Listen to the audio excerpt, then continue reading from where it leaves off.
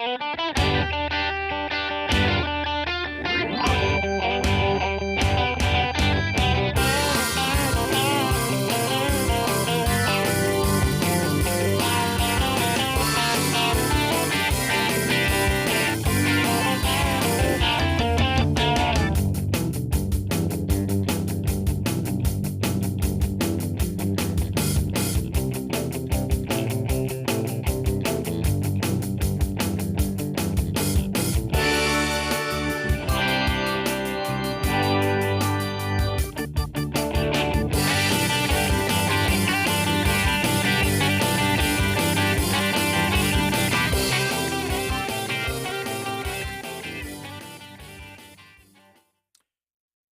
morning, everybody. You are tuned to Computers 2K now on the Nissan Communications Network. I'm Amnon, your host for the next couple of hours, along with Spence. Good morning. Good morning. And looks like so far it's just Spence and me. Spence and I. Spence and moi. And we were just out partying just a few minutes ago. We just got here. So, yeah. Been out all night.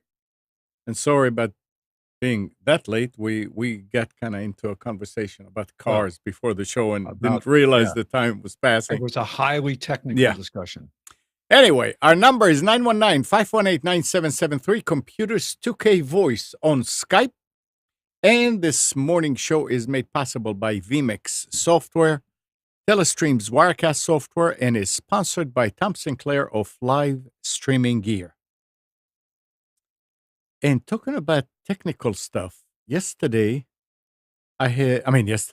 week during the show, I had a situation that I didn't realize until I was listening to the recording. And every now and then when I was talking, the sound was sort of like disappearing. It was like buzzing. And Nick was saying that while he was looking at the mixer here, he saw that the lights were acting funny. And this happened a few months ago, and turned out that one of the switches on the mixer was not making good connection, and just exercising them clear the problem. But it happened again, and I don't understand. It's weird, but no, you did not hear anything funny last week. No. And obviously we did hear an echo every so often. No, not the echo. It was, actually, if I would talk, it was like that. That's not normal? So when you say you exercised the... I exercised them. I did not exorcised. There was no ceremony. Okay. No, there was not. All right. But I guess it did not go out during the show because nobody said anything, and they were just being polite. It was weird. So and it was the same thing on Facebook. It was because I went to get the recording from Facebook, and it was the same thing. But last night I sat here with that Ninja recorder and listened to it, since I did not remove it yet, and it was okay. So it took a few hours, but I did copy it and there, and I don't think I'm going to replace it on YouTube. It's going to be there. It's fine, but at least on the reruns and recording of the show to keep it's okay now. It was just really, really weird. But that's one of the things that you get when you buy those pieces of equipment, and there's no way to, not that I know of, to replace any of the switches or actually clean them. Because Mike was telling me that they are sealed. Sealed? Oh, like dust sealed? They're like the push button, little bitty switches that you have. Well, I'm sure the duty cycle on these is not right, that high. Exactly. And the thing, this is the big mixer. You've been running this now for. But you see, you're talking about 6 years. Hey, what? You've been running this over 6 years. That one mixer. Oh yeah, but the thing is, which I figured why the switches did that. I don't use these switches. They're there, and you never touch them. The only thing I touch on the mixer are the faders up and down on different channels, but the switches, you set them and forget them, so to speak. So I figured, okay, it may have just from all this time that just sitting there, it may have gotten a little bit of dirt or something. And Mike was telling me, he said, no, that's these are not made to last. Well, certainly at the price point you get it for, you get a pretty good. Well, you see, I asked Yeah. Mike this week. I said, so if I want to buy a new one, which one should I go for? Because we knew when we bought it that this is on the low side. I mean, yeah, it's $300-400, but it's still on the low side. The Behringer is like at the bottom of the feeding But whatever. it's at the top of the low side, though. It's at the top of the low side. So actually, Mike was saying, no, I'm not. You probably want to keep that because buy another one like that because for what we need it over here. It's the best thing. The way that it operates for a online. So I said, okay, well, we'll do that. That's fine. I'll just keep it. Who joined us? Nick. Is that Nick? Here. No. Is that what in the world? Well, you shamed me into joining you, so now I'm here. Well, it's Nick, that guy from the school in. I look just like him. What? You look just like the kid from Covington? Yeah, his name is Nick. Yeah, I'm a Covington student. What do you want me to say? Yeah. I got out of Catholic school early this morning, so I'm here. It. So are you having fun? Oh, look at that football in the background. Yep. Let's hope it doesn't get you a copyright claim. But we'll let it. It's fine. No, don't worry about it. Don't worry about it. I'll sit like that. There we go. now the All right. So are you having fun with your dad? Good. Is he having fun? Yeah, of course. Good. Is today your birthday? It is. Oh wow! Happy birthday! Oh, we can't do that. No, I'm 22 now. Oh, so you're illegal. Guess so. Whatever the hell that means. Yeah. Yep. That's a nice treat for you. Absolutely. To have your dad in town and oh yeah, good old time. Super Bowl coming up and everything all together. Nice. Yes, sir. So what's going on? Oh, not a whole lot. Not a whole lot. So, Andrew, I was wrong when I said that Nick is not going to be here. Well, I told you I wasn't because I didn't know. There he is. Yeah, I know. Have you talked about any news yet? Not yet. We just started at 9:15. I mean, we were talking about cars and boom, I said, oh boy, it's 9:15. Come on. No, why, you wanna lead? I do. I want to lead with this story I saw on TechCrunch. Yep. For anybody that's been into Home Depot or Lowe's, both of those companies stores they either have their own smart home products or they're rebranding somebody else's products. But Lowe's is killing off their smart home products. Yep. And this brings forth the question, what happens when IoT devices stop getting supported by manufacturers? I mean, what happened? And now it doesn't say that they're shutting off the service themselves. But what happens when they do? Because it's inevitable now that they will shut off it's called Iris. What's going to happen when they shut off their Iris services and you're no longer able to control your IoT, your Internet of Things devices, your lights or your I don't know what Iris had, but lights or they had their own hub controller. They had a lot of, but it was a product that was developed. But what would happen? What would happen if they stop the services? The service isn't going to work. I mean, the way those devices work is you control the smart hub is connected to their server. Right. And then it's not typically the commands are sent via the internet. So you tell your smart home hub what to do. It goes to the internet to figure out what to do. And then it sends it back to the unit, the light bulb or the coffee maker, the refrigerator, toilet. I mean, none of that stuff's going to work if they shut down their So their so server. so Spence, what were you going to say? I was going to say it depends on who made it for them, number one, and whether it's compatible with somebody else's back end, which I don't believe that Lowe's developed it on their own. So I'm looking now to find out who actually developed this for them. It's It's on Samsung's Smart Things. so if it's a Smart Things, then you can probably port over to Smart Things if you have for the back end. I'm curious, like because it's at some point in time, all of these Amnon's got a device. Amnon, what's the device you have in your living room that you have 5 lights on it? That's the hook. The hook. Yeah, no. That's a smaller company. Yeah, What happens when they shut down their servers? Then there's nothing you can do about it. It's worthless. That's a real concern with this But IoT the thing stuff. is that what Spence is talking about, if I want to keep on using it with Alexa and all that, then I would have to come up with another hub that can address an RF switch, because this is not Wi-Fi. This is actually RF. But that's the point. Is So yeah, you have. I mean, it's not simple. It's not easy. It's not a pleasant thought. Let's put it this way. You're right.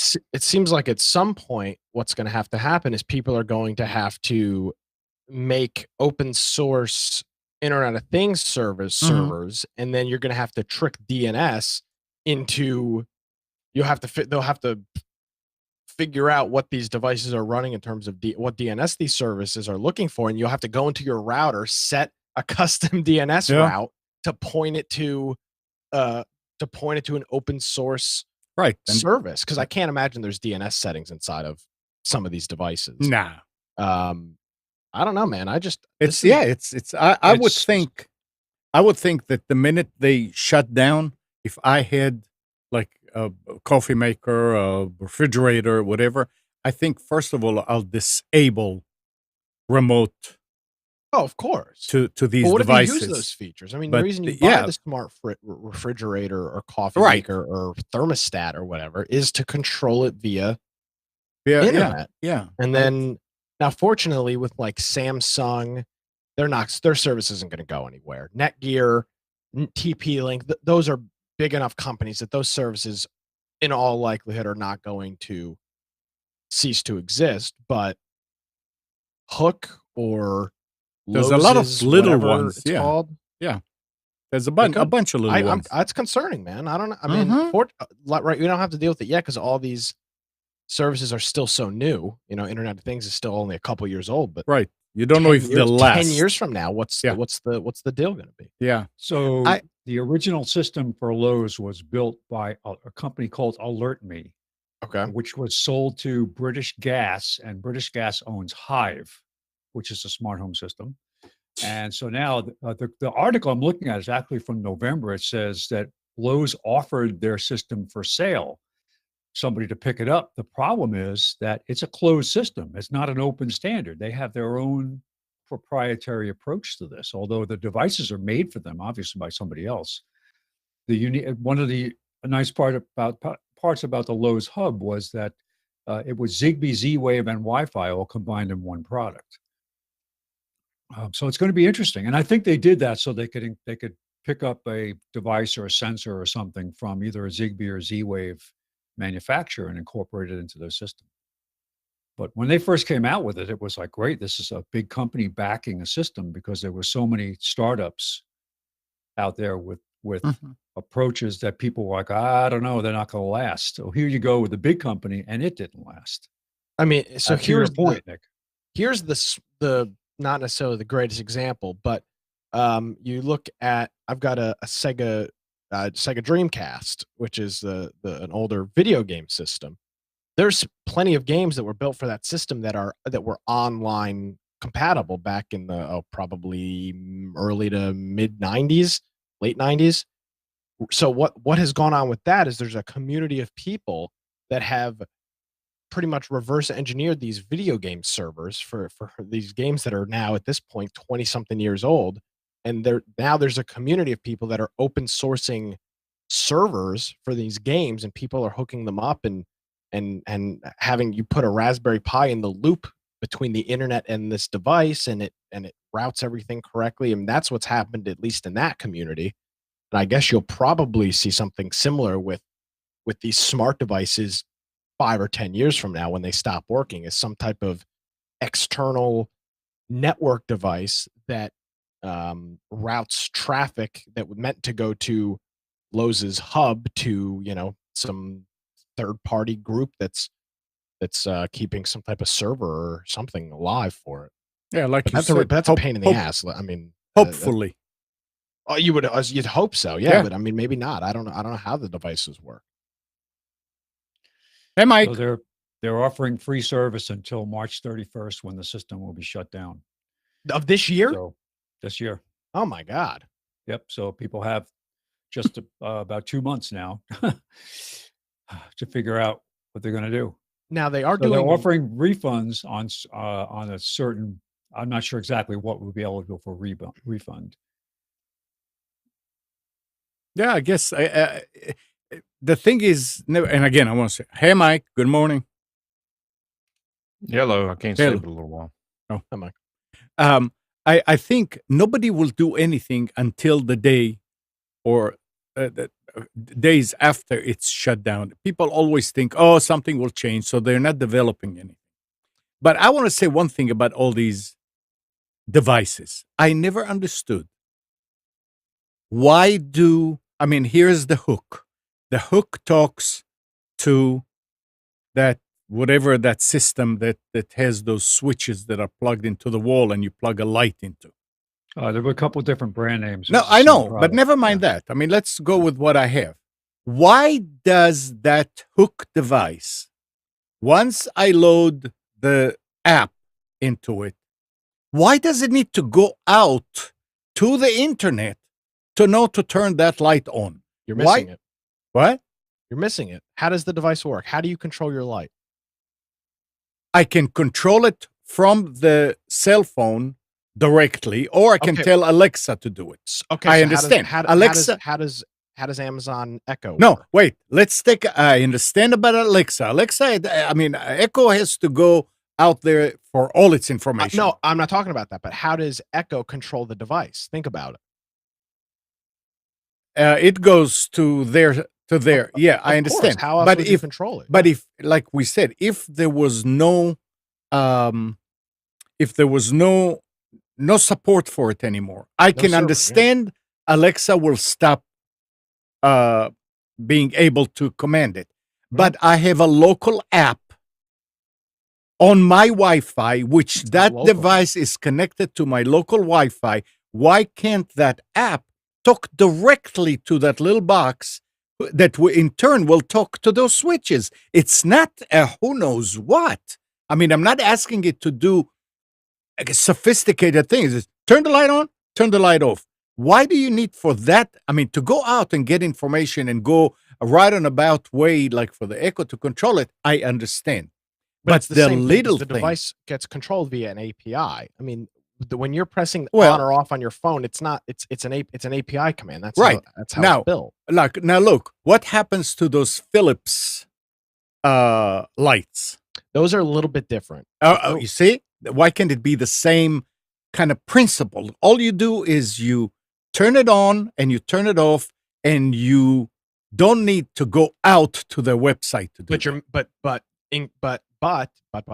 the Philips devices have to connect to the hub, and the hub has to be connected to the internet. So if if you don't have an internet hub, your hub is useless. That's the problem. I understand, but if you, I don't know if I don't think the Philips has to go to their server. It absolutely does. It does. It's not that it has to go to their server. It's that it has to be controlled via some sort of API or hook, a web hook. I know, some type of request via the internet hits your device with an API key, and that's how it controls your device. And some type of web hook.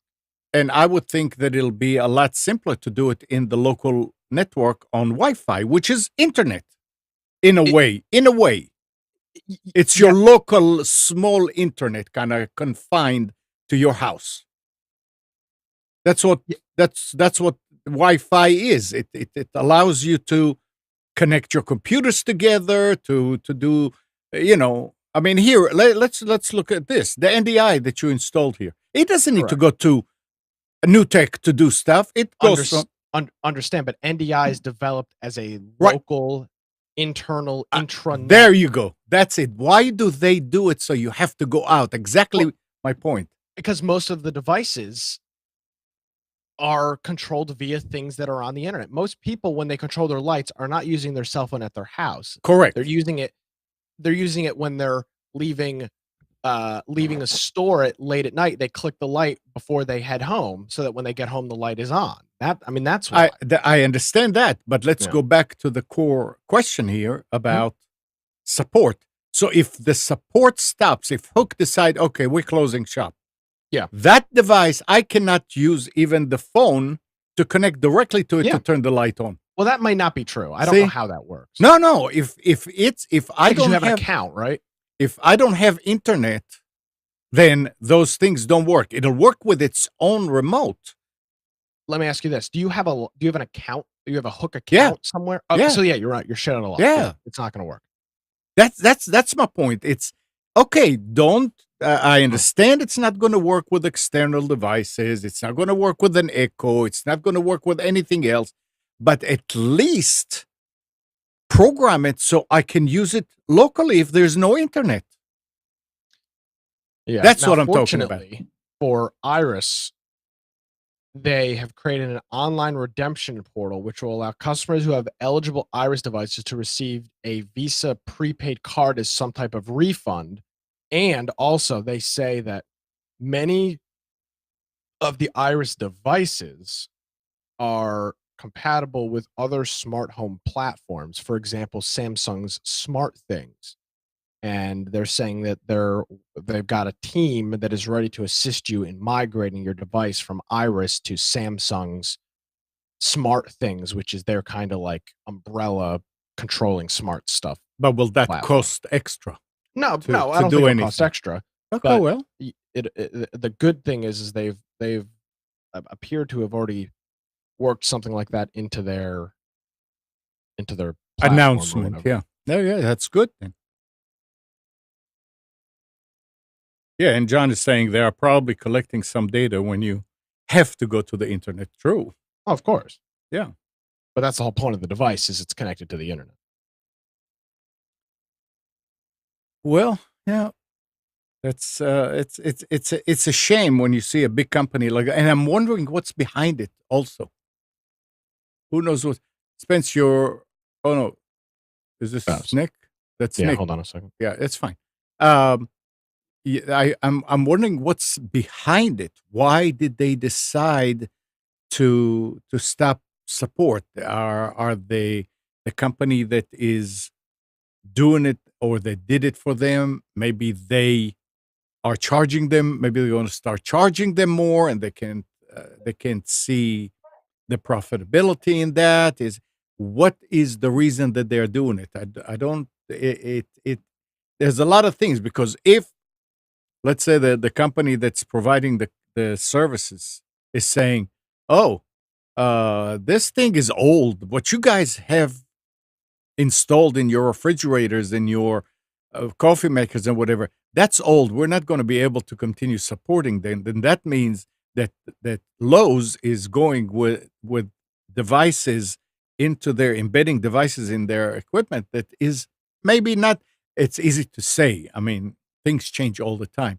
It's just So- interesting to know what. This was hidden on their website, but I was scrolling through their website and found it. So here's a headline. Okay. A thing on their support forum. Iris intends to release open source smart home software named Acuris. Iris is intending to open source portions of its smart home software pending third-party security review of the code, and it will be named Acuris, ARCUS. That it is Iris wants smart home enthusiasts and developer communities to be able to benefit from the hard work and development of its platform software.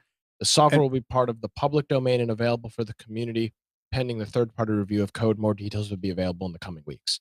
So they're releasing part of their software as open source, which will allow, the GitHub and that whole open source community to keep these devices active with Iris. But that means that somebody is going to have to get that open source code and install it somewhere and provide that service. It's not that you as the end user will get the code and do something with it. Correct, but I mean, like anything else with the open source community, the group of enthusiasts will create. They'll create the open source will create a platform for it. Because you got to remember, most of the people that are using these devices are techie nerds. Yeah, especially Iris. I would imagine it's not very mainstream.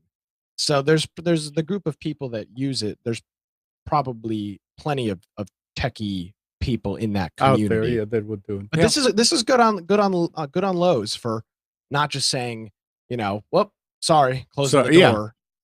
Yeah, Spencer's saying that he saw the article is from November, so that means they've been thinking about it for a while and they didn't say anything. Maybe they've been working on, okay, what can we do to replace our service with somebody? And that's good. I agree. Yeah. All right, let's see. Who's online? Gene Adesso. Hey, Gene. How you doing? All right. How are you? I'm going to tell you my experience with Iris. I bought the Iris Wi-Fi smart switches before Christmas, and the first one I bought, you pair it actually to your internet Wi-Fi, and then just use the device and you can turn the light on and off and that type of thing. So then I said that's pretty good. So I went and bought a whole bunch more to control all my Christmas lights and that kind of stuff. And I had trouble pairing the ones I bought the second time over. I couldn't pair them. I called their support, and believe it or not, it had something to do with what you're using to pair them. I was using a smartphone, an iPhone, and they said, well, it depends upon the version the version iOS you got. And I said, you got to be kidding me. You mean it'll work on one, but the other, it won't work because I got a different version I got an updated version of iOS. And they said, well, we don't know, and they could not help me at all.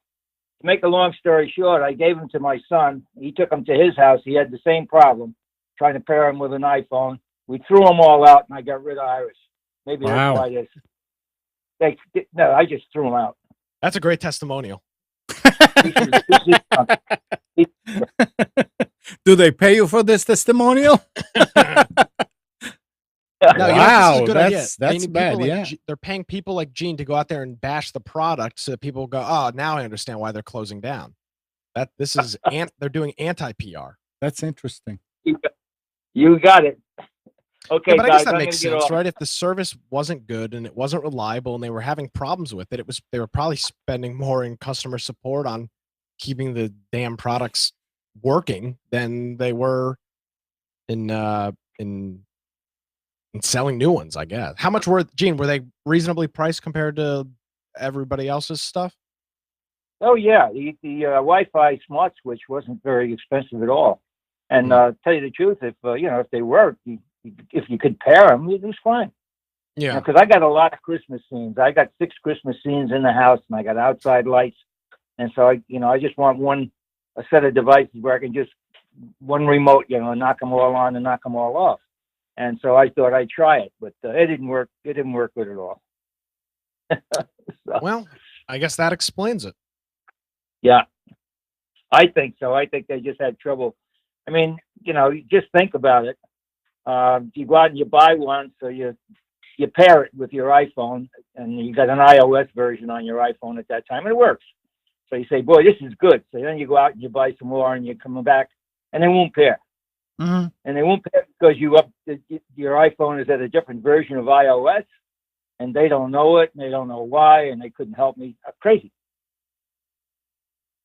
Well, Gene, did you see if you're eligible for the redemption? You might be able to recoup some of that money through the redemption portal, since you had a whole bunch of devices. Yeah, I just didn't even bother. I mean, to me, it was just a waste of time. Okay, guys, I'm going to get off. Listen to the show. All right, Gene. All right, Gene. Thanks for calling. Take it easy. Well, there you go, Amnon. First-hand experience. That's very interesting. I really don't know anybody else that's using the Iris. I mean, now, not to give Iris a free pass, because I've never used it, but a lot of these smart devices have got pairing issues. It's a pretty common thing. Who's got the hub? Is that Philips that's got the hub? There are horror stories of I think Merle even bought a whole bunch of Philips Hue. The Philips Hues. I could be wrong, but I thought it was him. Had bought a whole bunch of Philips Hues and the hub, and just for the life of him could not get some of the light bulbs to stay constantly connected. They would disconnect all the time. I think it was Merle.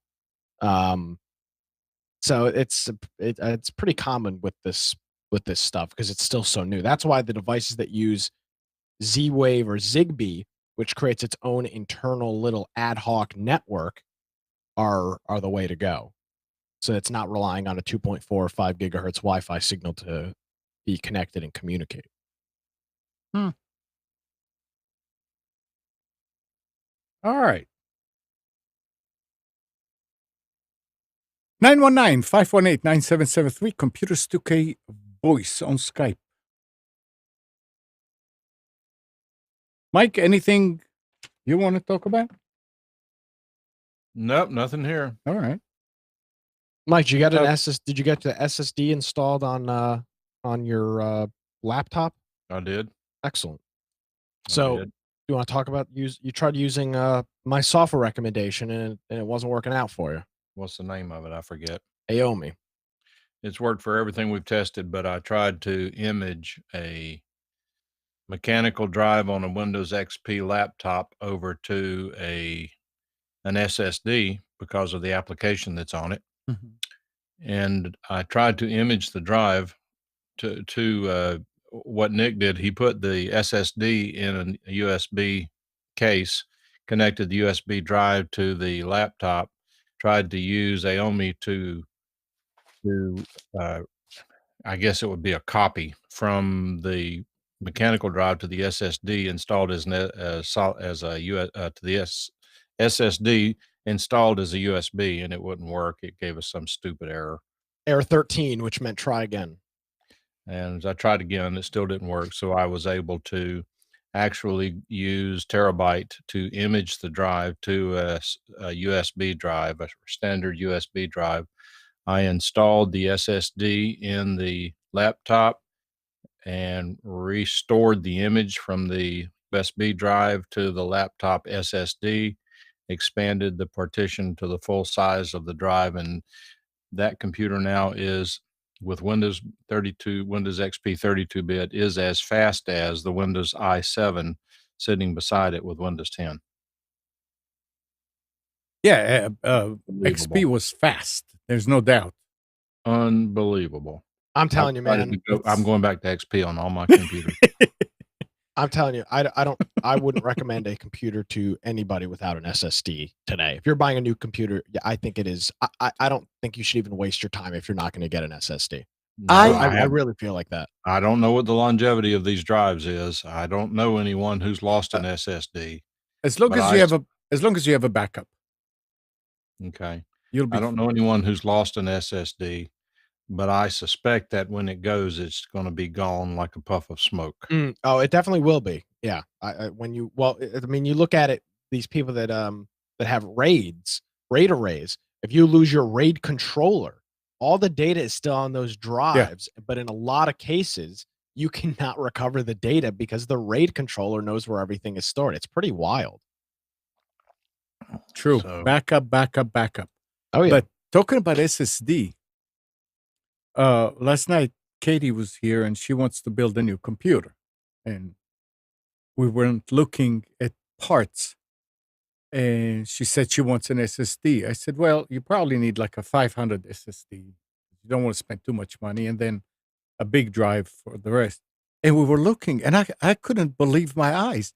2 terabyte SSD for less than $200. A good deal. It's unfreaking believable. I said, no, something is wrong here. And when you look at all them and you list them on that parts picker, they have 15 terabyte SSD. Yeah, it is $5,000 and some dollars, but amazing. Oh yeah. So yeah, we did get her, I think, a terabyte. Oh, did you order all the parts? No, for it? no, she's gonna order it. I mean, she wrote down. We went through every part. We went with that picker just PC to part see picker. what and how. And the only thing that I was kind of iffy about was the case, because I mean I don't know anything about those cases, but then we found the case that you guys told me to get for the streaming machine here, That and it was Corsair the one? same. The No, Cooler it's a Master one? deep cool, Oh, okay. and it's great, and it has a lot of. Yeah, a lot of these cases don't show where the drives go. It's like, well, where do the drives go? I want to see, and they don't show it, so you bypass them. But we ended up getting it and looking at different prices on Amazon and Newegg and things to see where is the cheapest one. And she wrote it down, and she's going to order the What stuff. kind of GPU is she getting? An 8700. She's going with an AMD? She doesn't want AMD. I don't know why. That is AMD. 80. Wait, no. No. Yeah, Video i7 card. 8700. That 8700 is not a video card. Oh, video card. I'm sorry. I Yes. thought it said GPU. Oh, GPU. She's going to get the same one that she has, a 1060. An NVIDIA, a GeForce using a 10. Macintosh. 1060, the 1060. Yeah. Yeah. 1060 is it. No, I think I have a 1070, I think. Yeah, the 1070 was a lot more. So she said the one that I have is doing everything I want. So, and it was considerably cheaper. She said, "Why don't I just go with the same one?" I said, "It's fine. Hmm. It's okay." So, yeah, I mean, I'm using here on this machine is a 1050, and it's doing everything that I wanted to do so far. I'm very happy with my. I think it's a 1070. It's that was, she said, yeah, so that's going to be the most expensive part of the whole thing. I said, yep, that's the way it goes. Yeah, it's a 1070 that I have. I'm Yeah. very happy with it. Yeah. Yeah, the video. I mean, I look just for the heck of it, I went over to Best Buy last night just to run over there. I haven't been over there since they reopened it after the hurricane, and they were selling the 2080 Ti in stores, and it was almost $1,400 for the 2080 Ti. Phew. Yeah. She said when we were going, she said, I don't need the latest and greatest, because the software that I'm going to be using is not that new. And she has the 4770 on her current machine, and she said, yeah, that's taken out from the 4th generation to the 8th generation. That's doubling. Oh yeah, so it's fine. excellent. Oh, Yeah. good for her. Yeah, and I guess you talked her into some. I think she said, Nick said to build a new computer. I said, yeah, Yes, that's a good way to go. Absolutely. You can, And she can afford it, and that's good. you can you can upgrade piece by piece. I mean, I this. I built this computer. When did we start doing the infection show? 2015. We started in February. Started in January. I built this computer after my birthday, so probably March or April. And the only thing I just upgraded the GPU right before Christmas. So, I mean, the computer itself is 4 years old, but the GPU is relatively new, and it's great. It's doing exactly what it needs to do. Yep. So, and I think it was maybe $1,200 or $1,300 when I built it, maybe 14. And talking about your computer and how happy you are with it, I love it. Nothing better. Did you ever figure out what was? No. Did you run that alignment, SSD alignment? I haven't run that, and I haven't run mem test either. I just haven't had a lot of time. I've got a weird problem. I don't know if anybody else has experienced this, but I've got I did a whole bunch of stuff recently, and I don't know what the deal is. I think my spinning drive is going bad. I think. But I know the computer will just not lock up, but just it will become very sluggish at various times, and I can't really pin it down to anything. But I also did put a brand new ADATA SSD in here, and that's the first time I've ever used an ADATA drive, and I don't know if maybe there's a problem with that as well. Windows' little disk check utility is useless, so I need to troubleshoot that at some point. Okay, well, Could be bad memory too. I mean, there's a million things that could be causing it. Yep, could be. Mhm. All right, I'm seeing that Mike, you're talking about Google Plus, and I have something here. It says as early as February 4th, you will no longer be able to create new Google Plus profiles, pages, communities, or events. That's what Google released, like a timeline. Then it says the Google Plus feature for website comments will be removed by Blogger by February 4th and other sites by March 7th. All Google Plus comments on all sites will be deleted starting April 2nd. Google Plus sign-in button will stop working in the coming weeks, but in some cases will be replaced by a Google sign-in button. Google Plus community owners and moderators who are downloading data from their community will gain additional data for download starting early March 2019. That includes author, body, and photos for every community post in a public community. On April 2nd, all Google Plus accounts and pages will be shut down, and Google will begin deleting content from consumer Google Plus accounts, photos, and videos from Google Plus in users, album, archive, and Google Plus pages will also be deleted. Photos and videos backed up in Google Photos will not be deleted. Apparently, they found some kind of a problem with some kind of vulnerability in Google Plus, and they said that they are not going to try and patch it. Instead, they're going to just accelerate the rate of closing down Google Plus. Is that the article you were reading, Mike? You were reading about that? No, I just saw the same email he did. Oh, yep. It's interesting. Well, I thought Google had unlimited cash that they could fund all this stuff forever. What's the problem? Yeah. They need to devote more people to their fact-checking services. And last week I had to upgrade Skype on this machine here. That's the last one that let me use the old one. And I'm getting used to this. But then remember how it was in the beginning when I upgraded the Computer Studio voice and people were calling, and then somebody else will call and I'll disconnect and all that, and I couldn't figure out where to add somebody to a conference. Like the old version was, like version 7. You could click at the conference. And I spent a good amount of time sitting here trying to figure out where it is.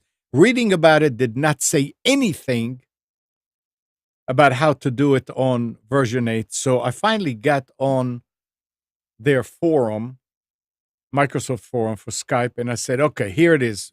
With with version 7, I could add to conference. In version 8, I cannot do it anymore. And that's what I use this for with the Skype number.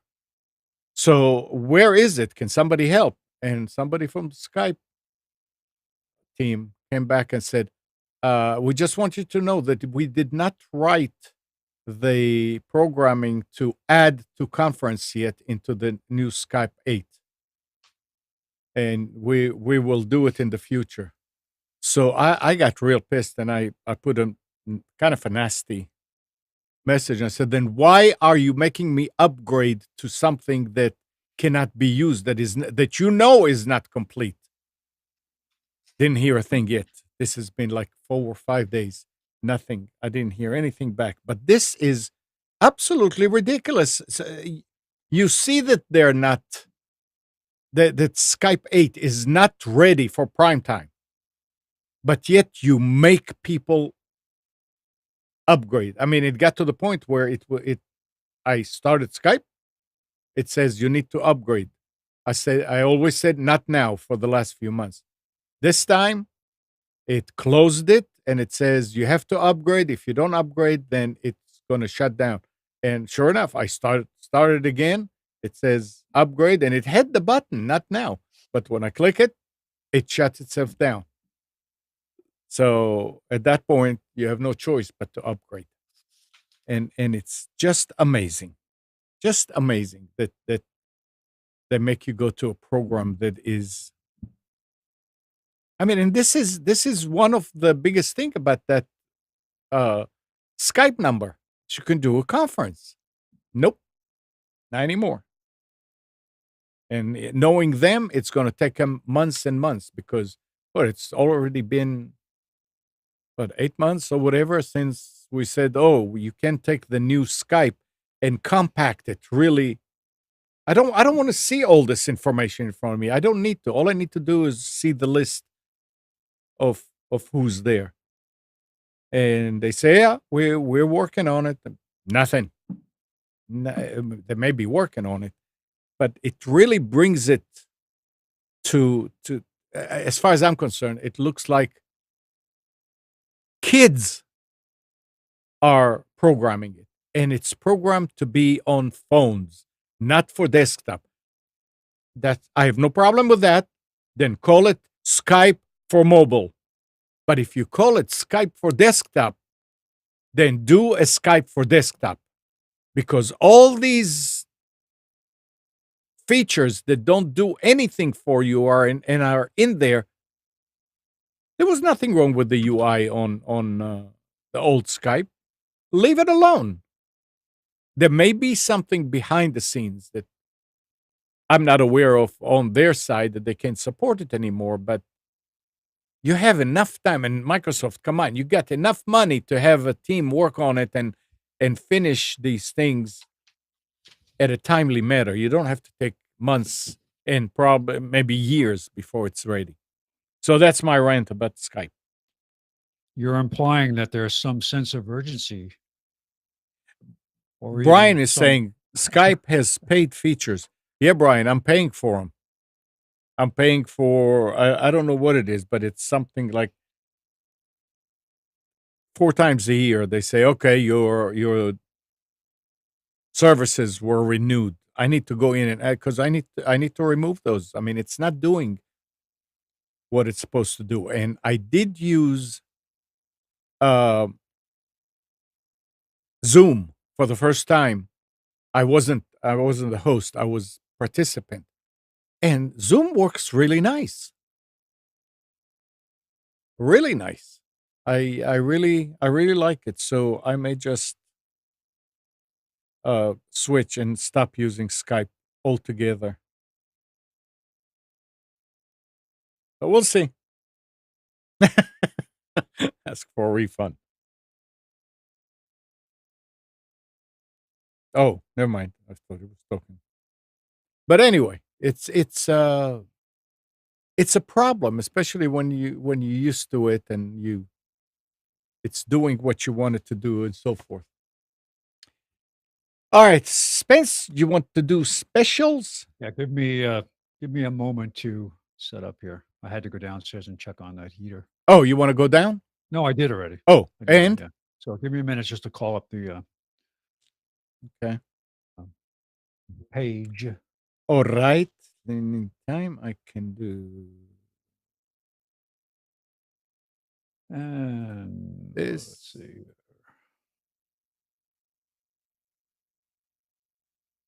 There you go, Nick. I was able to, I got some emails from alert listeners who sent me their photos of themselves watching the show. So I included those on the front page, first page of the specials. These are some of our best listeners. Most loyal listeners. We have at least 3, right? Actually, these guys are probably the most loyal. They'll listen for dog biscuits. Yeah. All right, we ready? Yeah. Okay. Computers UK Now specials for February 3rd, 2019. Isn't that incredible? All right. Super Bowl Sunday, for those of you who are interested or who care. Suppose I'll watch it, but I really don't have any team in play this year that I care about. All right, laptops we have at Best Buy. We've got an HP Envy 2-in-1 15.6-inch touchscreen laptop with an AMD Ryzen 5 processor for $659. That's $100 off. Office Depot has an HP 14-inch laptop with an Intel Core i3 for $369, which is $130 off. And Staples has a Lenovo Flex 14 with an Intel i5 on sale for $579, which is $220 off the regular price. Desktops at Best Buy, we've got an HP Pavilion Ryzen 3 desktop computer for $419, which is $40 off the regular price. Office Depot has a Lenovo Idea Center desktop Ryzen 3 for $379, which is $70 off. And Staples has an i3 HP Slimline for $389, which is $80 off. Tablets, Best Buy has a Samsung Galaxy Tab A 32 gig for $179, which is $20 off.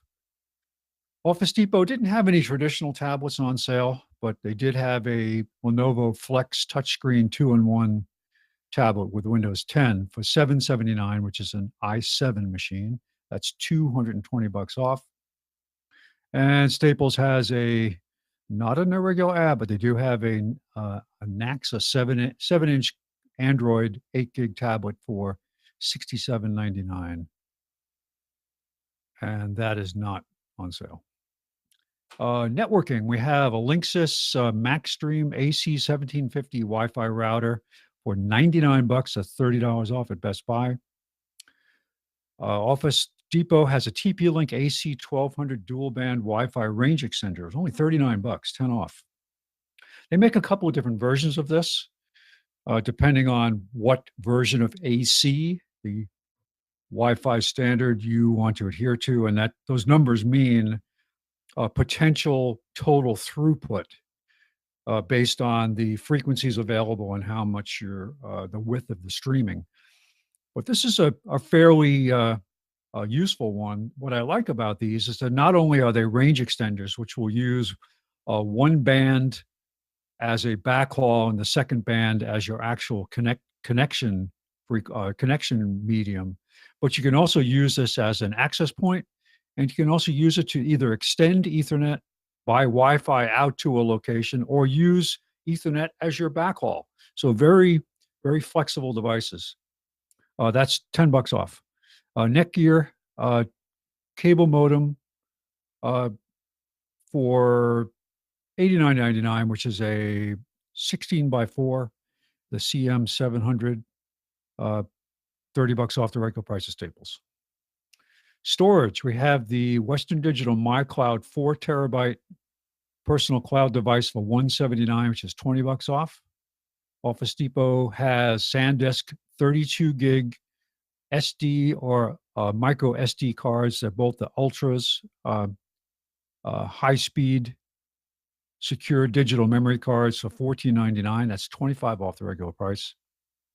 And Staples has a 4 terabyte USB 3.0 backup drive for $89.99. That's $20 off. Accessories at Best Buy, we've got a APC 650 VA battery backup system for $59, save $17. We have a Epson Workforce DS30 portable document scanner at Office Depot for $79.99. That's $30 off. And Staples has Logitech K375 wireless keyboard and stand. This is one of those multi-device keyboards that support both computers and handheld smartphones, tablets.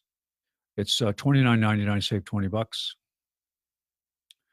Multimedia and monitors. We have AOC 21-inch IPS monitor, full HD, $89.99 at Best Buy, 20 off.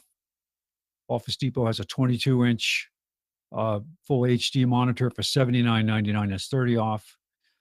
And Staples has a 31.5-inch monitor for $179.99, which is 50 off, which could potentially do what having two side-by-side monitors does for you, depending on what you do on your screen. Also, one thing to consider if you would like to get a large monitor this big in this class range, look at buying a television that has an HDMI input that you can hook up to directly to your computer, or even a lot of TVs still have VGA input. Okay, printers and scanners. Best Buy has an Epson Workforce Pro wireless all-in-one printer for $179.99. That's $120 off. It is an inkjet printer, but it does have dual paper trays, built-in scanner, fax, all that, copier, and high duty cycle for business. Office Depot has the Brother HL 8260 color laser printer for $279, say $50. This is again a business duty cycle printer. And Staples has a Canon image class high duty cycle business type inkjet printer for $144.99, which is $50 off the regular price. Best Buy has the Philips Hue Color Pack 3 starter kit for putting the Philips system in the house, the Philips Hue system, for $119.99, which is $70 off the regular price. Gives you a chance to try this out. Comes with a hub, one wall switch dimmer, and 2 or 3 programmable color changing programmable bulbs. Office Depot has the TP-Link Casa Smart Switch Wi-Fi switch with dimmer built in for $44.99, which is $5 off. And Staples has the Echo Spot, Amazon Echo Spot for $99, $30 off.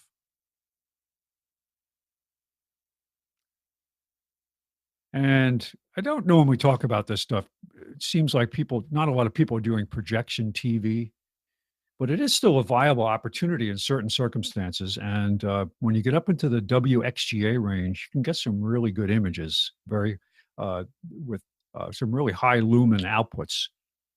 But they do have the Epson PowerLight wireless XGA LCD projector for $699. The wireless side of it really makes it handy. I don't know what resolutions are supported under wireless, but it certainly does make it an easy device to use. $699, which is $100 off.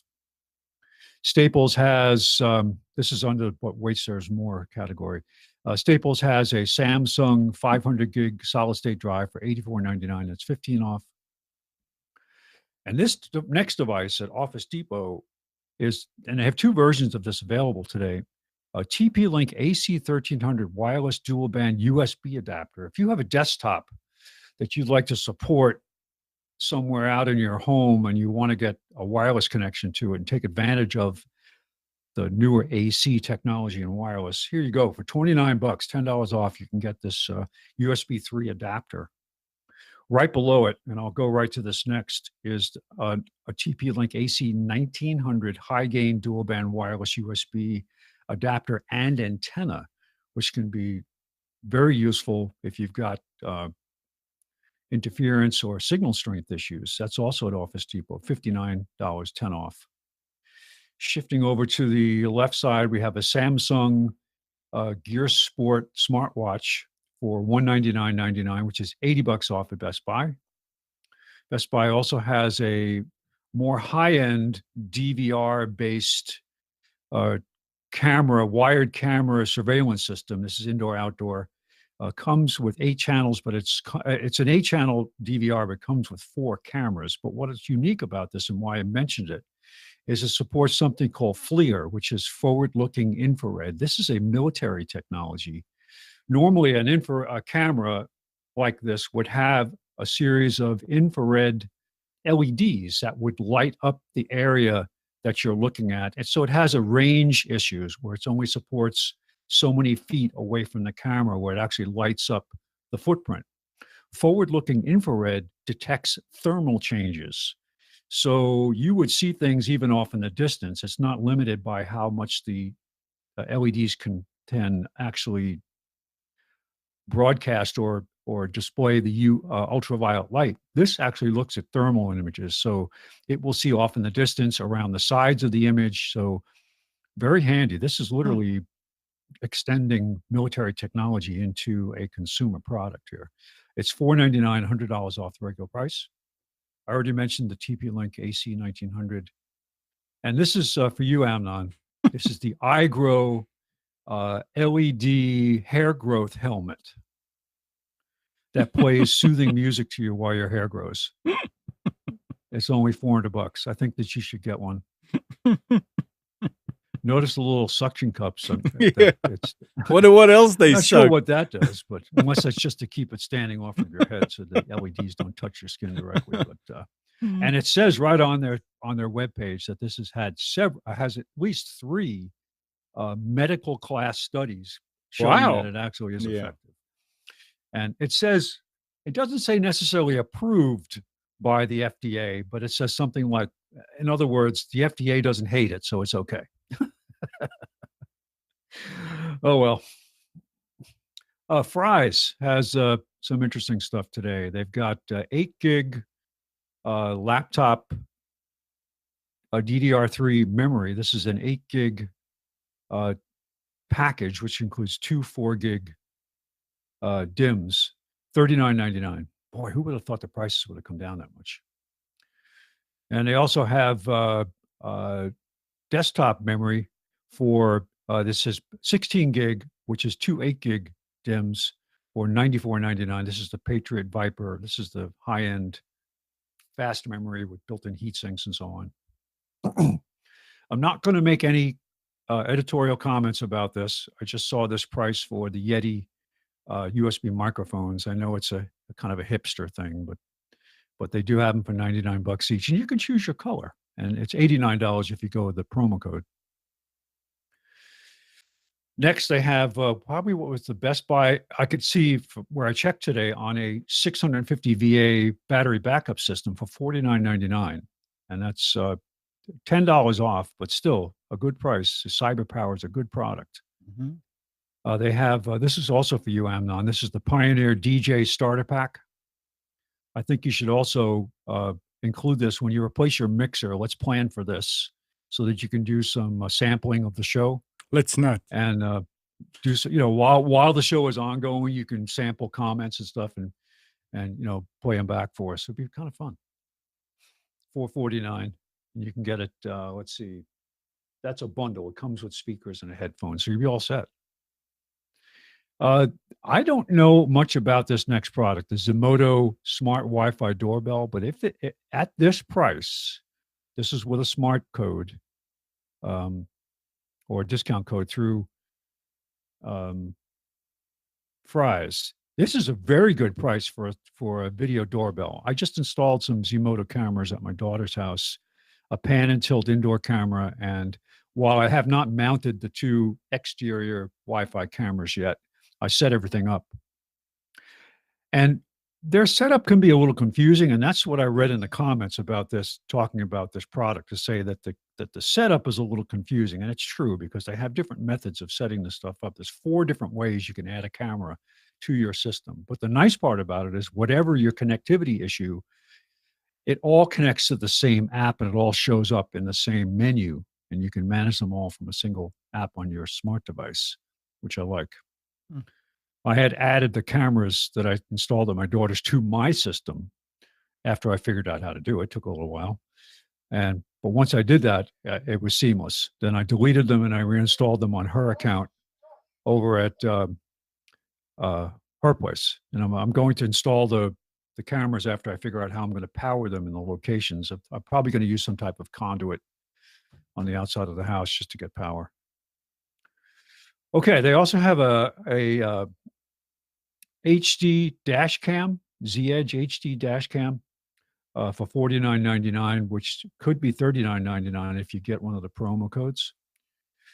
They've got a 16 gig USB 3.0 flash drive for $599. They have a 32 gig plus fit Samsung USB flash drive for $999. This is the kind that will kind of disappear into one of the USB slots on your laptop, for example, so you don't have to worry about hauling it around with you. You can keep it in there all the time. It says water shock, temperature, magnetic, and X-ray resistant. And it also, it's USB 3.0, so it's high speed. 2 terabyte desktop mainstream internal hard drive for $59.99. So what was the difference between mainstream and what was the next one up on Western Digital? I don't remember the designation. So this would no be idea, considered but that's interesting. standard quality, I guess. I mean, they don't mention here what speed, RPM, and all that. So I can't and zoom in on the I didn't go and look at this one. No, it's Sometimes I fine. go and It's look at these fine. I products. mean, if somebody's interested, they can go look on price. Yeah, It's yeah, okay. they can. Go ahead. And finally, for lunch this week, Amnon, we need to drive down to the closest fries, I think, is in Atlanta. And we'll have to run down there to get this combo meal for lunch. Looks good. Yeah, it is pretty good. $8.95. And that's it for specials for February 3rd, 2019. Thank you, Spence. All right. 919-518-9773, Computers 2K Voice on Skype.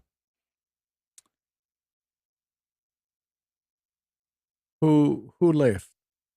Who left? I can't see. Everybody. Mike is muted, but Nick is gone. Okay. Let's see. What did Nick say? Did you say he's leaving? All right. Let's check it out. Yep, he's gone. All right. Fine. So I wish Gal was here, but they're talking about something, and I don't know if you're familiar with that. The entertainment industry has shut down Dragon Media Incorporated's Dragon Box. Did you ever hear about Dragon Box? Yes, but I'd have to go back and refresh. Which connects to TVs and lets users watch video without a cable TV or streaming service subscription. It's another one of these Roku. Believe it's a Roku based box. Kind of thing. No, I'm sorry, not Roku. I take that back. The Kodi box. Yeah. That's right. The Kodi architecture and the Kodi operating system. It says, according to Ars Technica, the company has agreed to shut down the Dragon Box services and pay $14.5 million in damages to plaintiffs from the entertainment industry. It says Dragon Media was sued in January 2018 by Netflix, Amazon, Columbia Pictures, Disney, Paramount, 20th Century, Universal, and Warner Brothers. Dragon Media lawyer initially predicted that the lawsuit would backfire on the entertainment industry, but the Dragon Box maker must have decided it had little chance of winning at trial. The plaintiffs and defendant filed a proposed settlements Monday at U.S. court. So it's interesting how they went after. They had to go after one of the big names because there's a whole bunch of Kodi boxes out there. Yeah, the Kodi. Who do they go after? Yeah, they went after somebody that would be make a big splash and also be an example. Right. So, there's lots of alternatives, like Arnie says about Pluto TV, and there's. I was talking to somebody the other day. Oh yeah, I pay like $7 a month and I get everything. I said, you realize that can't be legal? He goes, well, but we all use it. It's like, okay, well, oh well. Now, you said Nick is gone. Nick is gone. Yes, sir. This is an interesting new scam, but this is for people that use YouTube as a creator. It says scammers are reportedly using YouTube's 3-strike system for extortion. After filing 2 false claims against YouTuber OB Raids, scammers contacted him demanding cash to avoid a third. I mean, on YouTube, you can complain to YouTube that something is wrong with this. Apparently, they don't check. They're waiting for you to come in and rebut what was going on. But 3 strikes and you're out is the situation there. So, and the termination to avoid, they contact him demanding cash to avoid third and the termination of his channel. The YouTuber, who concentrates on Minecraft related videos, reports that he's received 2 bogus strikes on his account. While this is nothing new, it appears the strikes were deliberately malicious with longer term plan to extort money from him. I have been striked twice and basically extorted, he revealed. If I don't pay this dude, he's going to strike a third one on my videos down. So you can go and complain about a video and they have a strike against you. And I mean, it takes forever to fight it. But apparently they shoot and then they ask questions. It's interesting to see. There have been some high profile lawsuits against some of these practices, especially when it hits you from a monetizing perspective. I know of one specific YouTube channel that does 5-minute videos, educational videos from a conservative perspective, very well respected, and a lot of people participate in making it. It's called PragerU. And they sued YouTube and sued some other people too because of defamation and from unfairly limiting their videos, because I don't think they rely on the money necessarily. They do accept contributions, and it is I don't know if it's a not for profit or not. But the point is, though, if somebody maliciously does something to you and it's not true and it affects you financially. I mean, they you know where they used to do something similar, but without extortion. In the early days of when you were paying for advertising on Google, you could pay money and for so many hits, you are listed at the top of the Google page, the search page, and competing companies will go and reload that page, search for it again and again and again for that company, and get to the point where they exhausted their hits, and then that list will go way down where it belongs. And they used to do it, and it was a practice, and somehow Google figured out a way not to allow for something like that. But it was, I remember it was a big stink about it, that you can just go and search again and again and again and again for the same thing and exhaust their account, and they're gone. So this is sort of like the same thing. It's again, it's Google does it. I don't know what's the thinking behind it, that you allow somebody to, it's like they're accusing you of something and they're already taking steps against you, and you have to fight it, and it takes forever, and in the meantime you can get another one and you're out, and it disrupts. So hopefully that guy will be able to sort of like fight it, or not get completely striked out of YouTube, because it's no fun. Well, it's like anything else. You can I remember bury somebody in lawsuits because they can't afford to put up a legal challenge. Yep. And I remember that a couple of years ago, we had a what they call community strike, and I couldn't upload to YouTube anymore, and I couldn't figure it out. And sending emails, which took a few days, finally understood what's going on. And I told him, I said, "Well, you look at the video and tell me if there's something wrong with it. If there is something wrong with it, I'll delete it." And after a couple of days, I got a message back, just your account has been restored. But that's when I started looking for alternative. And like today, when if you go to the on demand on Nissan Communications and you look at and you want to look at a show, at a video. First of all, the audio is coming from archive.org, because with the new server, I didn't want to put all that load on the server. So I said, yeah, that's nice. I support them. I pay them.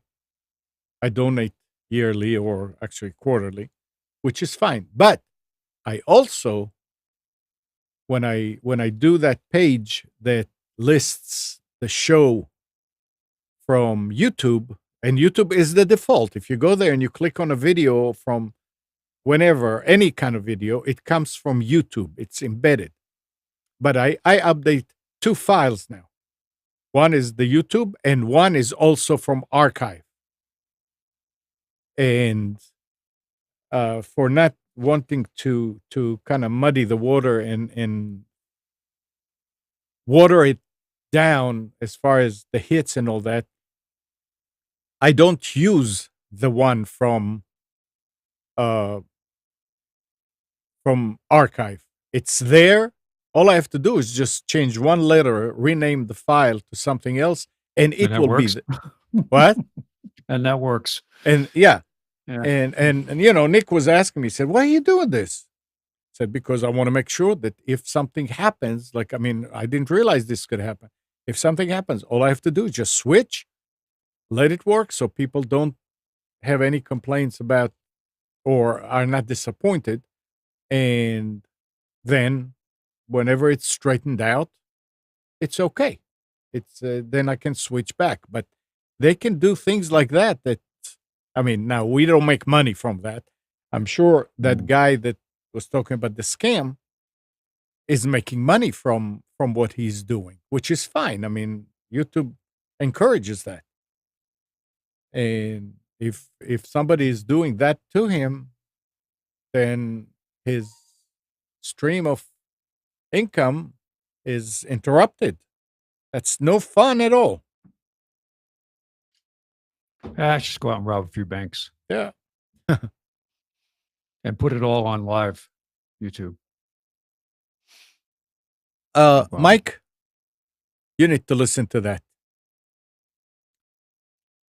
I'm sorry, what? Snopes, a fact-checking organization, announced on Friday its decision to end its partnership with Facebook, which has been ramping its effort to curb misinformation on the services since the 2016 U.S. election.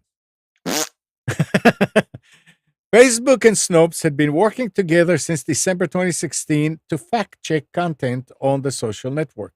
The company in 2017 paid Snopes as much as $100,000 for the work. At this time, we are evaluating the ramifications and cost of providing third-party fact-checking services, and we want to determine with certainty that our efforts to aid any particular platform are a net positive for our online community, publication, and staff. That's from Snopes. Snopes also said it has not closed the door on working with the company again, but it encouraged Facebook CEO Mark Zuckerberg to meet the fact checkers as part of his recently announced series of public discussions. Why pay extra to get bad fact checking when you can have in-house fact checking? Yeah, but listen to the last comment here. The partnership is ending weeks after a report by The Guardian in which multiple former Snopes employees criticized Facebook efforts to stop fake content on its services. So now that you are trying to stop fake services, Snopes decided, oh, we're not going to do it anymore. No, we like fake stuff. It's like, isn't it like they're saying, we want fake stuff there? If you're going to cut it down on the fake, then no, we're not going to work with you. Just amazing. Well, you know what it is? It's amazing, but it's also just too predictable. Well, it's when you the sad state of the industry is now that when somebody does something that's ethical and actually does it honestly, you're surprised because oh yeah, that comes from so and so. We know that their content is suspect. So yeah. Oh well. Yep. Oh well is right.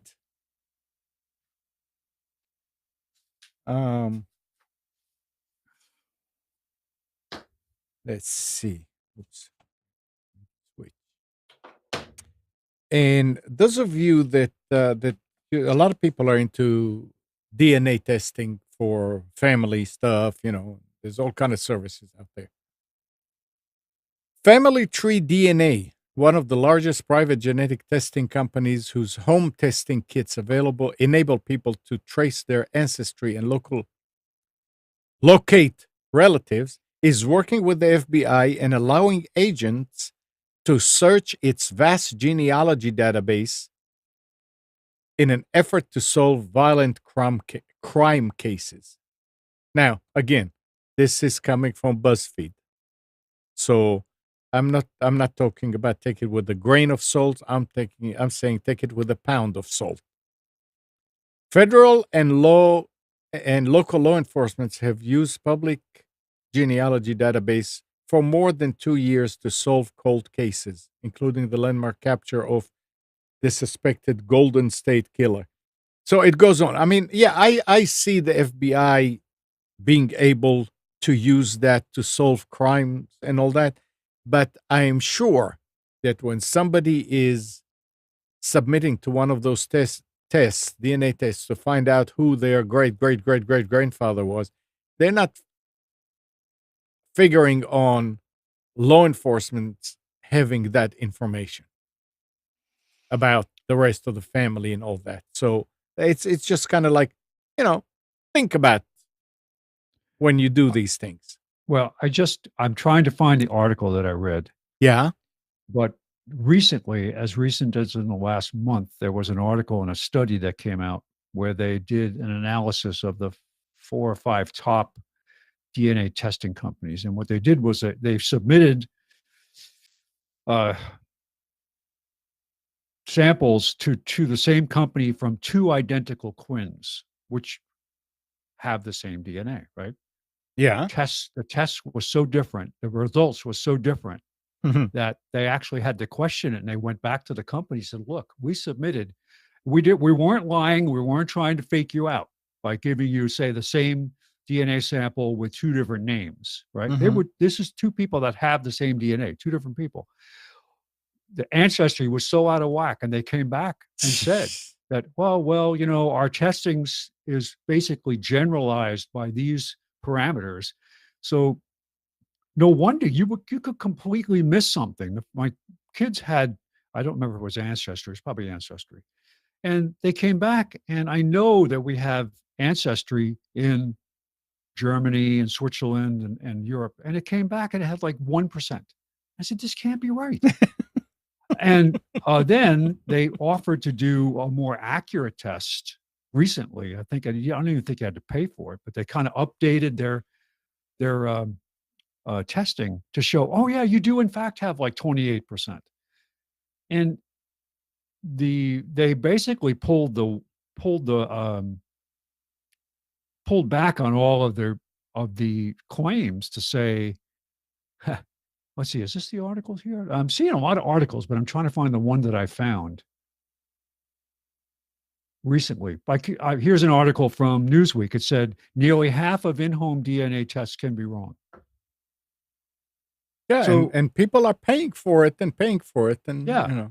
But what they show that one commercial where the guy says, "Oh, I found out I wasn't this. I was really that." So I used to go to the local meetings of people that have this ancestry, and I found out that's not me. So I started going over here now. And so, how do you know it's even accurate? So, I mean, Yeah, how it's do you probably know? it's kind of Absolutely. like tarot cards or Ouija board. It's fun, but it isn't necessarily true. And Yeah. one radio host now that is on local radio in the morning is pushing very heavily one of these companies as, oh, you should get it done. It's going to help you, learn about your medical history and all that. Well, I don't know if I want to base a diagnosis on this. Plus, they're collecting. You need to really look at the fine print on what they're going to do with your information. Right. That's the problem. And are they going to hold on to it? Are they going to sell it to an insurance company? Are they, what's going to happen to this information? So I'd be really wary. Yeah. And I know that one of them, and I'm very reluctant to mention names now of the different companies, but one of them in particular, the founder is married to another person in another very large technology company. And That's how you they met. wonder. That's how they met, right? Well, who knows? I don't know. But there's a lot going on in the background. And it's not a real big world as you would think. It's kind of limited to a certain culture who are doing this stuff. So Yeah. I was beware. kind of looking in the chat, and Charles was asking if all external drives are running at 5400 RPM. I don't know. I wouldn't think so. Although external ones are for backup, so it doesn't matter. But Yeah, I I think would, they're probably going to go with the cheaper, lower speed ones. You don't have to have the throughput yeah, but necessarily. I would think that you can buy faster ones. Yeah, I don't think I've ever saw it specced out anywhere. Hmm. That's a good question. And Alan was saying he was disconnected from the chat. And I did see, Alan, I did see this. I mean, when I'm sitting here every now and then, I will just reload the page, just refresh the page. And sometimes you'll have to come in with a different ID because if you were disconnected for a long time, then yeah, it will do that. What's the matter, Spence? No, I have to answer a question. I'll be right back. Oh, Yeah. yeah. It's I would think that you could go and that you could order, or you can actually make your own if you need a faster one. I'll be right back. Yeah, sure. You could get an external case, a USB case, and put any drive that you want in it, and have a faster drive or bigger drive or whatever. If that's what you need. Like Spence said, I don't remember seeing any specs on speed, RPM on external drives, but there may be. It may be that. I mean, Alan, Charles, what made you? Why are you asking that question? Do you need a faster one, or it's just like oh well, I'm just wondering.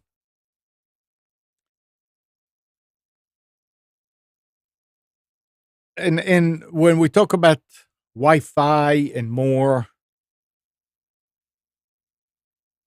invasion of privacy and so forth, here's another one. An Illinois couple said a hacker spoke to their baby through one of their Nest security cameras and then later hurled obscenities at them. Arjun Sud told the station he was TV station he was outside his 7-month-old son's room Sunday outside Chicago, and he heard someone talking.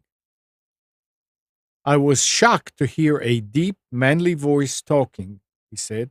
My blood ran cold. He thought the voice was coming over the baby monitor by accident, but it returned when he and his wife were downstairs. The voice was coming from another of the many Nest cameras throughout the couple's Lake Barrington house, asking me, you know why I'm looking at him? Because he saw obviously that I was looking back, and continued to taunt me. Later that night, he noticed the Nest thermostat they have upstairs had been raised to 90 degrees. He suspected the hacker was behind that too. Nest's parent company, Google, said in a statement that Nest Systems was not breached. Google said the recent incident stemmed from customers using compromised passwords exposed through breaches on other websites. Now, that's easy to say. And if you don't tell people that, or if people don't know that it was breached, even if they have a good password, they don't think about it. When we're sitting here and we're mostly techie, listening and participating in this kind of show, we know how to go and change and check to see if it's compromised or not. But for a couple, I mean, it's the last thing on their mind. I don't know why if he saw that somebody was talking about using the Nest to get in and first of all, I would disconnect it. That's the first thing I will do is pull the plug on the Nest, and I'm sure you can. And then try to see what it is. But he left it, and they could hear him, that hacker, talking to them downstairs. That means they left it in place. So I don't know if we're not here to judge whether the guy was too naive to realize what was going on, or didn't understand it, or was dumb, or whatever. That's not the point here. The point is that people can break into these things, and in some cases, wreak havoc. I mean, raising the temperature to 90 degrees. What if it happens when you go into work?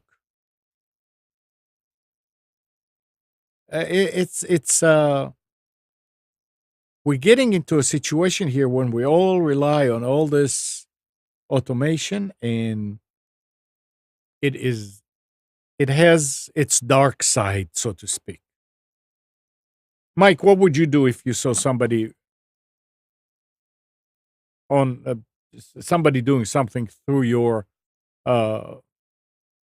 Echo, and it's not you doing it? What's the first thing you would do?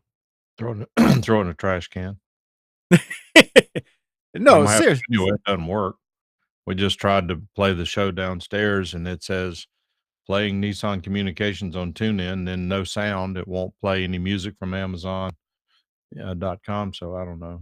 It does in the other ones in the rest of the house, but the one in the kitchen doesn't work. Maybe the volume is down all the way on it. Gosh, did I check the volume control to see if why didn't I think of that, Amnon? Gee, thanks. I don't know how I'd get by without this help. It could go bad, but is she talking back to you? She is. Oh, interesting. I don't. Yeah, that's. I was talking about it the other day. And I said, I wonder what would happen when that Echo device finally breaks down. Are we going to feel like part of the family is somebody from the family died? It's amazing that it's been working. I don't know when it was, but Brian is the one that told me about it and sent me a link, and I bought it when it was still in pre-release. I mean, they say you can buy it now for that much, and when it's released, we you'll get it, and we did, and so it's been quite a few years, and it's still working. So watch it. I go in the kitchen, it doesn't work. But also, you were just saying something. You're saying to play Nissan Communications on tuning. I don't think it's Nissan. I think it's Computers 2K now that is available to play on tuning, but it's working on others. So maybe they changed, or maybe I changed and I don't remember. But yeah, I mean, we'll go back to this. You know, you're sitting, you're outside your baby's room, and you hear some deep, manly voice. You say, "Well, somebody's in there with him." It's it can be a problem. It can be a problem, definitely. And talking about more services shutting down, Facebook Moments, the standalone mobile app designed to let users privately share photos and videos, is shutting down next month. Facebook confirmed the app's services will end February 25th. That's coming from TechCrunch. And Facebook decided to end support for the app, which hasn't been updated in some time because people weren't using it. I never used it, but I remember the name Moments. Anybody on the chat has been using it? I know, Mike, you don't use stuff like that, but I'm wondering if anybody used it and or using it and didn't know that they're shutting it down. Think about it.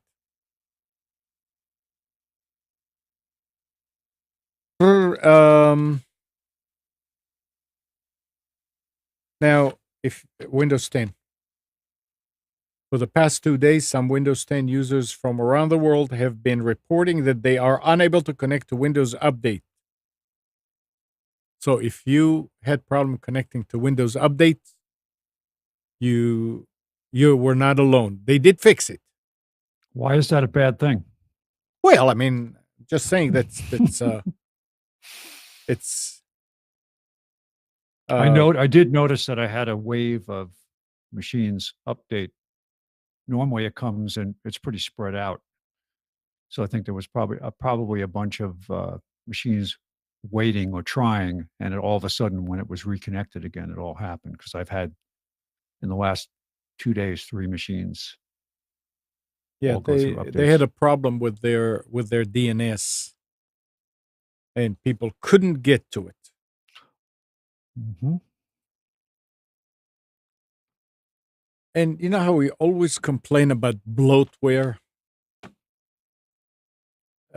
Somehow they never solved, they never did anything here that I remember. But listen to this. New industry guidelines in South Korea will allow smartphone users the option of deleting unnecessary pre-installed bloatware. The move aims to rectify an abnormal practice that causes inconvenience to smartphone users and because unfair competition among industry players. The measure will also help give users more data storage because you're removing all these and improve battery life.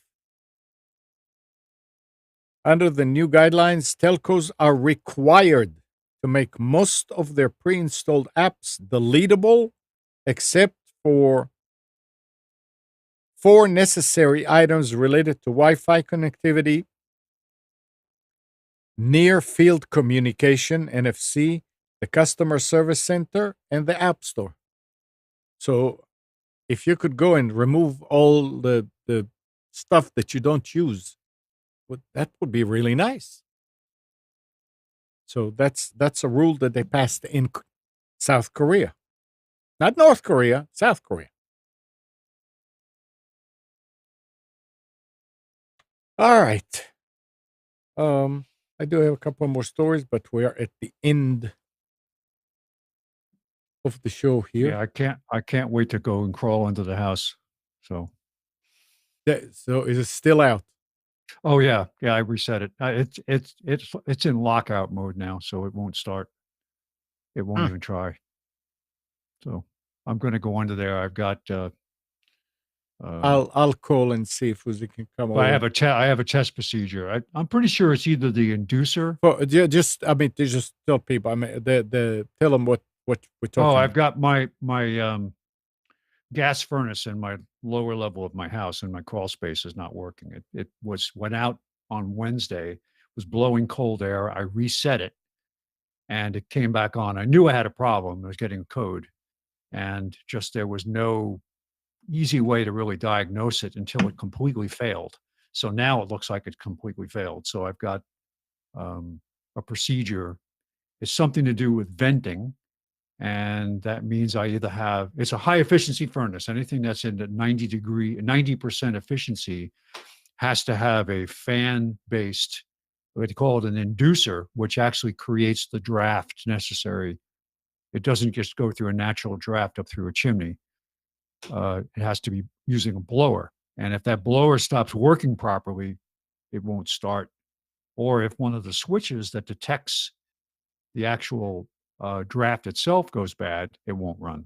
So it's and other things, but those are the two main things that can happen. Is it's typically one of these little vacuum switches that tells you how much draft the furnace has. So I'm going to go into there and try to run some of these diagnostics and figure out which part is bad. The bad news is if the motor's bad, cheapest I can find it is like $275. If it's bad, probably. If it's bad, well, the thing is, it's a 2-speed inducer because it's a pretty sophisticated furnace, and it won't go into high output mode because you can't get it up to the second speed, and which you can't just say, well, run that way. I don't know. Maybe there is a way you can jumper it to say only run at the low speed or the low output, but it's I got to fix it. I mean, it's whatever's going on here. No, yeah, you do. Yeah. And the pressure switches, at least the first pass I had at looking at the pressure switches, are about $75 each for the name brand ones. So. Yep. All right. What's Alan saying? I once said the name young because he was being interrupted. Wow.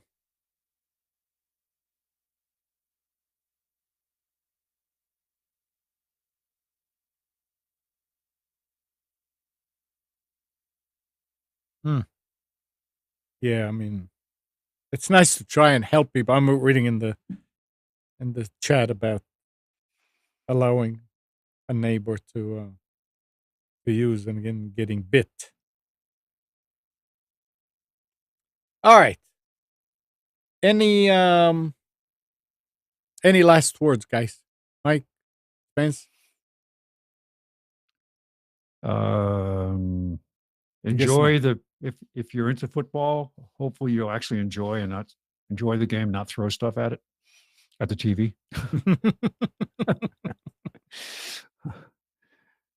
Who knows? And we can say the reason why the government shutdown ended is probably because of the Super Bowl. Yeah. Yeah. So otherwise, they're very upset with not making enough money by flying people into Atlanta. So yeah. Oh well. Oh, by the way, I wanted to ask you. Last week at the end of the show, very end of the show, I was playing around with my video settings in XSplit, and I upped my resolution. Does my picture look better? The picture does look better, but your green screen is outside. Outside what? If you look, go ahead and raise yourself up. Oh, I know. It cuts you off. That's because I changed the format changed slightly. I need to fix. But the picture is, the picture is great. The resolution from my side, it actually looks better, and I didn't I'm looking at the Hangout video. Yeah, and it looks better. I mean, my local video inside of XSplit always looks great. I'll fix this now. No, there you go. Yeah. I didn't realize I switched. I have a slightly wider. I can actually open this up to match the size of the Well, that's too much. No, I'm gonna adjust the camera down now. Yeah, that's There we go. Yeah. A you're little good now. sparkly. Yep, I'll fix it. that's it. I was wondering what that was. Now that you mention it, I can understand what. Yeah. But yeah, no, I mean, it looks fine. I didn't look to see if you were synced. Say something? 1, 2, 3. Yeah, you're It's a still little not. choppy now. All of a sudden, it's choppy. What happened? I don't know. No. It's always like that. I have no idea why. Something in that machine, but we can work on it some other time. Okay. Oh, I just want to say something to Arnie. He was saying about $800 a night at Red Roof Inn in Atlanta. Uh-huh. I saw signs when I was down there the last time where it said, rent your house for the Super Bowl, $3,500 a night. Oof.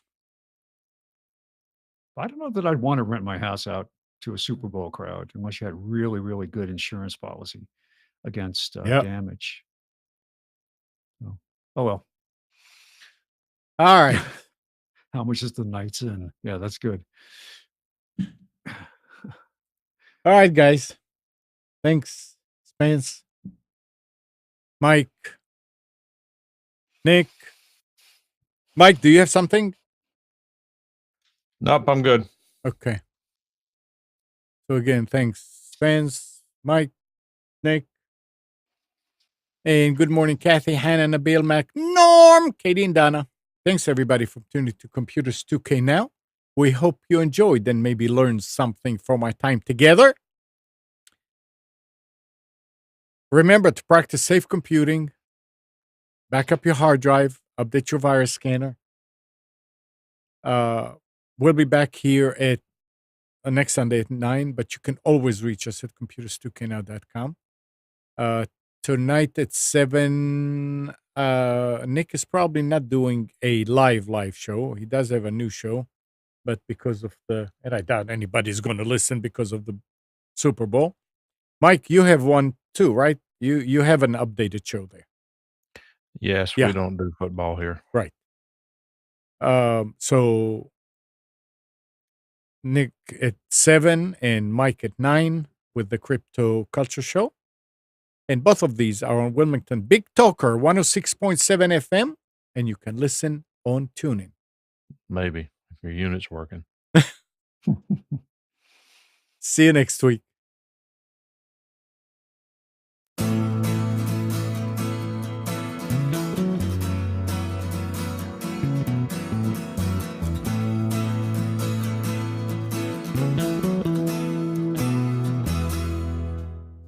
You are tuned to the Nissan Communications Network. If you tuned in too late, you can always watch each program in its entirety or download an MP3 audio file of it in the archives section at nissancommunications.com. Don't forget to subscribe to our YouTube channel, follow us on Twitter, and like us on Facebook.